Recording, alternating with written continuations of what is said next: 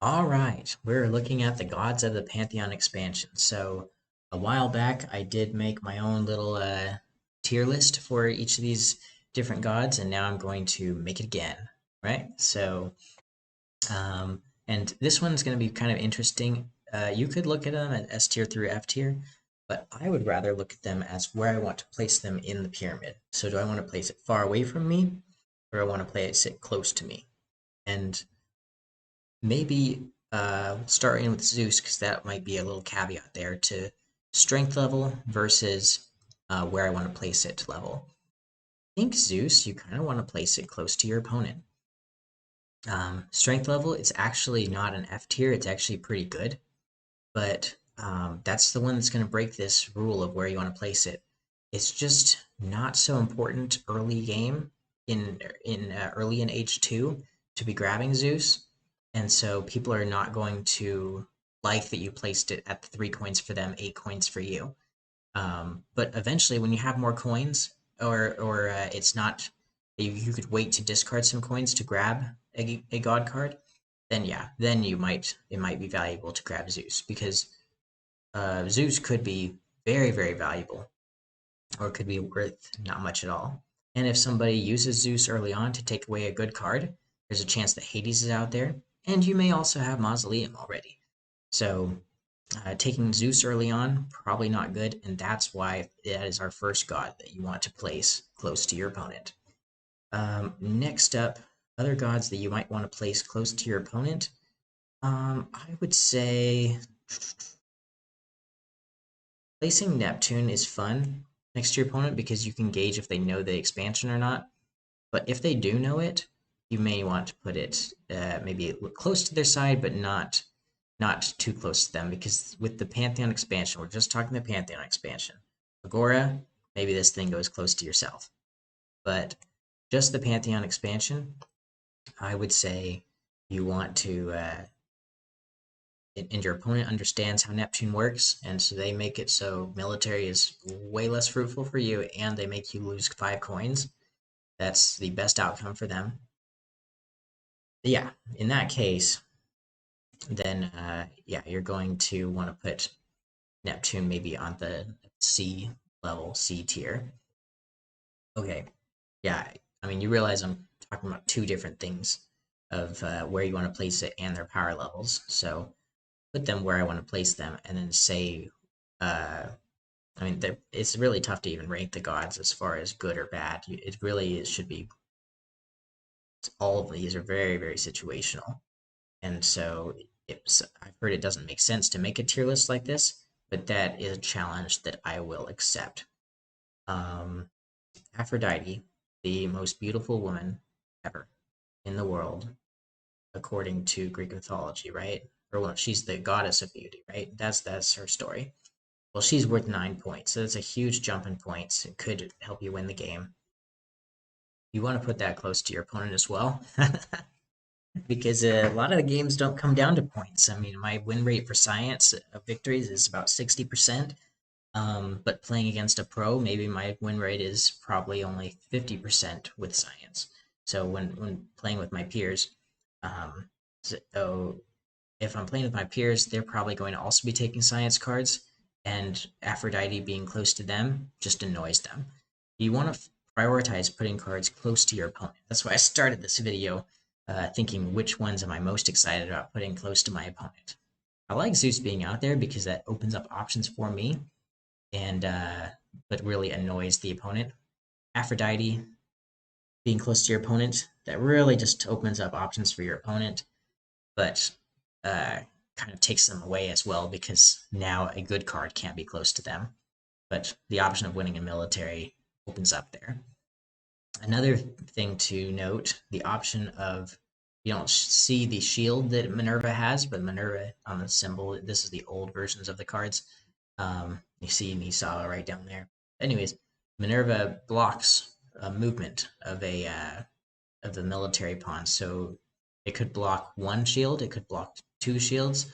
Likely, it won't end up blocking three shields, but that's the power of Minerva. So um, know that taking that makes it difficult to work with trying to win in military. So if you do place Minerva out there, you're recognizing that you're okay not winning in military. Same with Aphrodite being placed to your close to your opponent. You're most of the time recognizing you're probably not going to win points, and you're okay with that.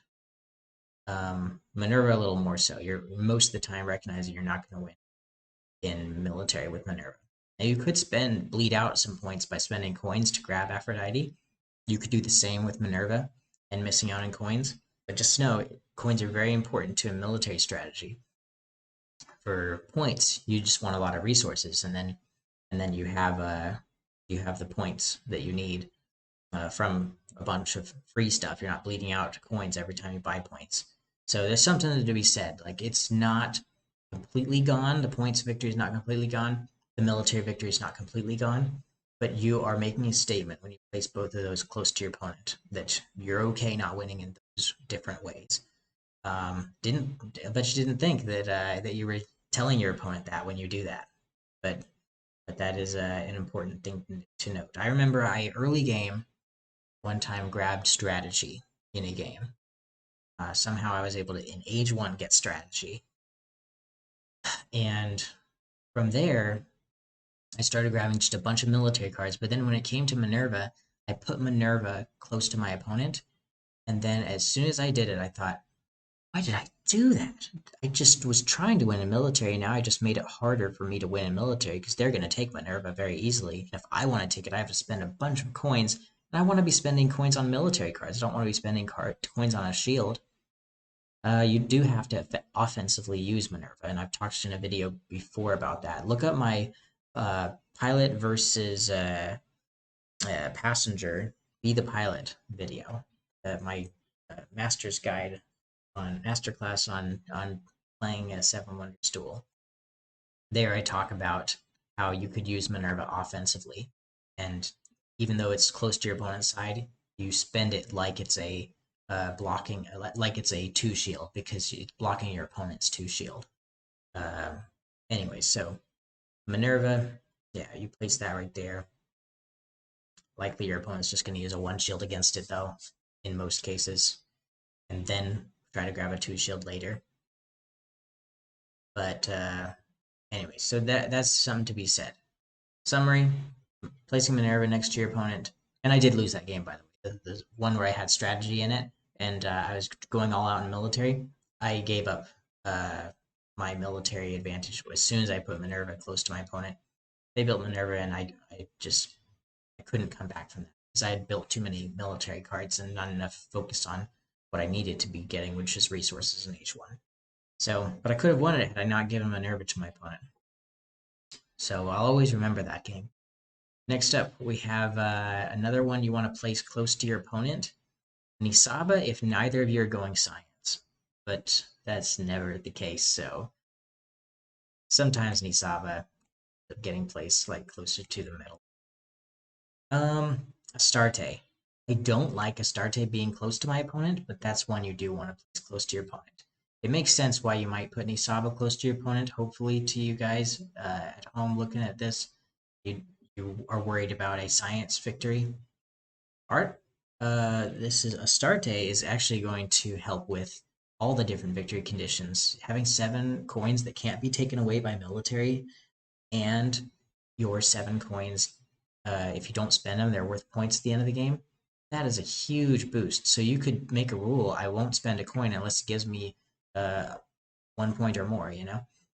And then, because, I mean, the coins are worth a point. So I don't like a card that's going to help with all 3 different strategies. I don't like putting in this position close to my opponent. So I do like putting it right there. The issue there is if my opponent then places Raw right there, then I'm mad that I put Astarte 1 away from their closest god. So if I know that they might get Raw, I will put Astarte there and recognize that it's going to be a tougher game, because you're looking at it's 1 coin difference, but it's cheaper for you to take. You could spend 7 coins to get 7 coins and be fine with that. You may not want to spend 8 coins to grab 7 coins, and and waste your turn. So just something to think about. Astarte being right there is where I like to put it. But in the end of the day, it is 1 coin, and you may end up just choosing to place it right there. We'll put it right here in this tier list for now. And now, where to place? So probably the next ones that you want to put close to your opponent. None of the rest of them you really want to put close to your opponent. I think the rest of them will be up at this top area. So Raw, if you're going first in the next stage, you want to put close to yourself. If not, then you want to engineer it so the gate is close to yourself. And even though you don't go first, gate's going to be 16 coins for your opponent. And so you can maybe take Raw via the gate, spending 6 coins, because your opponent's not going to have 16 coins. But you could have 6 coins. So that's why I say it's so important to be prioritizing putting gods close to your opponent. And then later on, grab the gate for yourself. This is talking the Pantheon expansion. Next up, good one to put close to yourself would be Anubis. So placing Anubis close to yourself, maybe you constructed a wonder in age 1 so that you could get the first turn in the next stage. You can use Anubis to get that turn back. Yeah, maybe you used the gate or sorry, not the Divine Temple to use Raw, steal a card from your opponent in age 1. I don't recommend always doing that, but it's an option. After you do that, then getting your Divine Temple back is really important, because the rest of this video I'm going to talk about how you can leverage these gods for the real way you're probably trying to win, which might be military, might be points, but mainly is going to be that science victory. And so unbuilding your Divine Theater will allow you access to Nisaba if you need it, or Ishtar, which is a great god to grab via the gate or grab via the Divine Theater. But it's okay to put it close to yourself. Just don't let your opponent end up grabbing it. Now, if Law is out there, sure, put Ishtar down close to your opponent. But Ishtar's going to give you that science symbol. Maybe putting it at the A tier level is good. Tanit, putting it at that A tier level. That 4 coins for you, 7 coins for your opponent. That's a good one to do, and then you get 12 coins out of it. Mars, you may consider putting close to yourself, maybe at the 4 coin level, maybe even at the 3 coin level, probably at the 5 coin level. A lot of times both players are prioritizing putting bad cards close to their opponent, though, and then the gate just happens to be in the middle. So if the gate ends up being in the middle, I like it right here rather than right here. But if it is here, then I probably put like a Mars right here, and then it's going to cost 10 for me, 12 for my opponent, as opposed to this situation where, hey, I have Mars for cheaper, but now I have to spend 12 for the gate. That gets to be kind of tough. Ideally, you want the gate close to yourself, though. You can make that happen. That's wonderful. Next up, Ball. Yeah, Ball, I just don't even want to be in the game at all. So if it has to be in the game, you put it in the middle. So it's expensive for your opponent, but you're not going to grab it. Enki is an interesting one. You may, if you see Theology is not out there, you may want to put Enki close to yourself, and then hope that one of the 2 tokens on Enki is Theology. If you don't see Strategy or Theology or Economy, maybe any of the top 6 progress tokens, then you're probably going to want to put that up there. And yeah, I would say Enki may need to be close to yourself. So you've seen it up here at this tier, but likely you probably want to put it. Maybe even right here, because it could be not worth anything at all. Next up, Hades. I don't like to put Hades out there, so 3 cards I don't really like to put out there. Mars, Enki, and Hades. Mars, Enki, and Hades, and Ball. So all 4 of these, actually. I don't really like to put out there, but I will put Hades out there if my opponent has Mausoleum because uh, on the one hand, it makes them, if they grab Hades, because it's like in the middle here, if they grab Hades, they have the ability to again grab from the discard pile. So 2 cards they could grab from the discard pile. But if Hades wasn't there, then they have Mausoleum. They can grab from the discard pile. I can't grab from the discard pile at all.